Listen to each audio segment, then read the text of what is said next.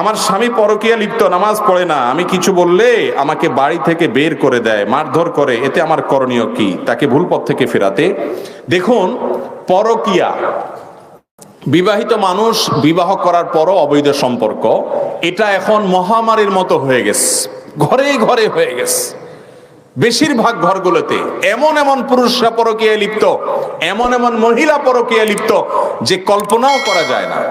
5 ওয়াক্ত সালাত আদায় করে অথচ পরকীয়ায় লিপ্ত, পর্দা করে অথচ পরকীয়ায় লিপ্ত। এর অন্যতম কারণ হলো সোশ্যাল মিডিয়ার যথেচ্ছা ব্যবহার, গোপন পাপ, এগুলো মানুষকে পরকীয়ার দিকে নিয়ে যাচ্ছে। এবং আকাশ সংস্কৃতি, যেটা পশ্চিমা দুনিয়া থেকে আমাদের এখানে আমরা আমদানি করছি, আমাদের পার্শ্ববর্তী দেশ থেকে আমরা আমদানি করছি, এগুলোও আমাদের পরিবারগুলোকে ধ্বংস করে দিচ্ছে, আমাদের সংসারগুলোকে অশান্তির সাগরে হাবুডুবু খাওয়াচ্ছে এবং ঘরে ঘরে পরকীয়া হচ্ছে। ভাইরা আমার, এই জন্য 1 নম্বর কথা হলো ঘরে তাকওয়ার চর্চা থাকতে হবে, তাকওয়ার চর্চা থাকতে হবে, কোরআন এবং সুন্নাহর তালিম থাকতে হবে।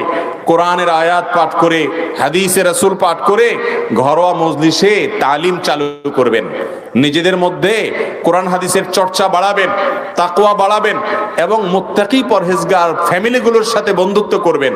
এর মধ্য দিয়ে পরিবারের মধ্যে তাকওয়া আসবে। পরিবারের মধ্যে তাকওয়া আনার জন্য তাকওয়া আছে এইরকম ফ্যামিলির সাথে রিলেশনের কোনো বিকল্প নাই। আমাদের সমাজে দেখা যায় যে অনেকেই নিজেরা তাকওয়ার উপরে একা একা চলতে চান, আশেপাশে ফাসিকদের সাথে সম্পর্ক, ব্যবসায়িক কারণে অন্য কারণে তাদের বদ প্রভাব মানুষের উপরে পড়ে।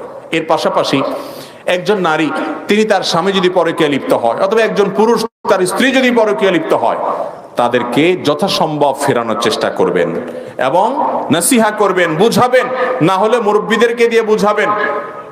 তাতেও যদি না হয়, তার সাথে তিনি ঘর করবেন কি করবেন না, যেহেতু তিনি হারামে লিপ্ত, সে বিষয়ে ডিসিশন তাকেই নিতে হবে। কিন্তু শরীয়ত তাকে বাধ্য করে না যে তিনি পরকীয়া লিপ্ত হয়ে গেছে তাই তালাক হয়ে গেছে, এরকম কোনো কথা শরীয়তে নাই।